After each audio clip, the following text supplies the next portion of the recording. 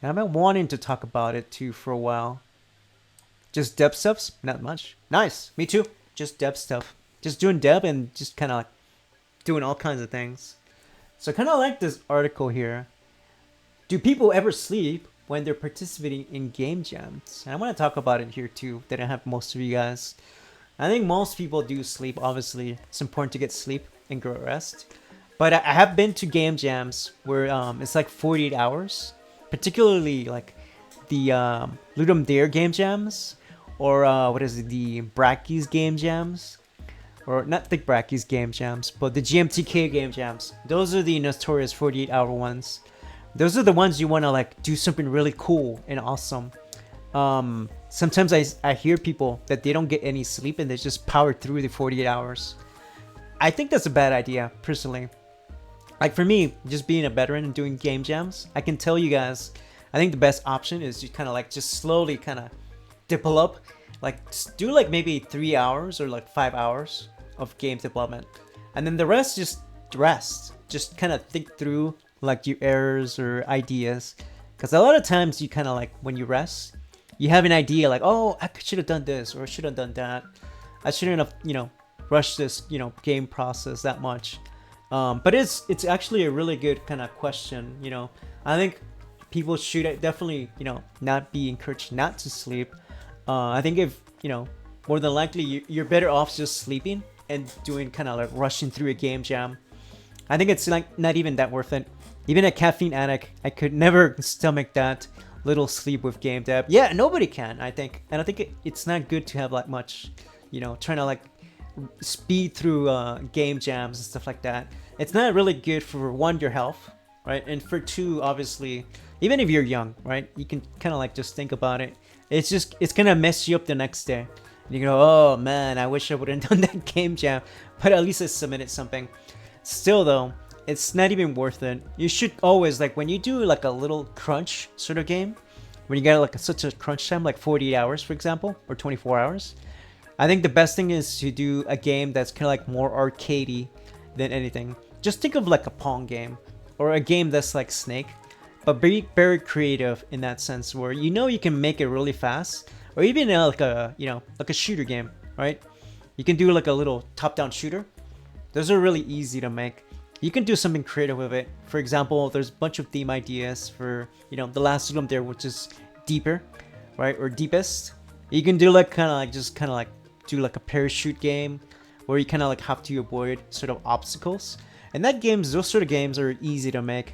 Obviously, you can't really do too much with 48 hours. It has to be an arcade game.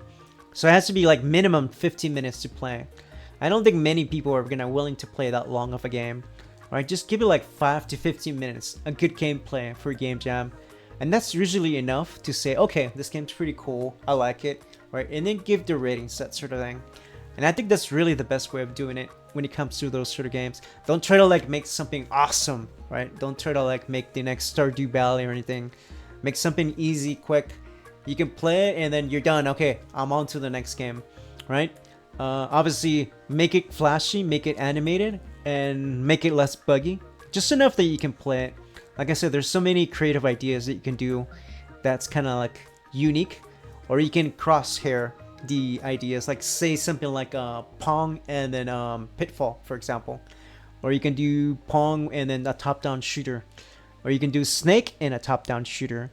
That you can add those sort of things where you can do cross elements, an arcade versus like maybe another arcade. That works really well.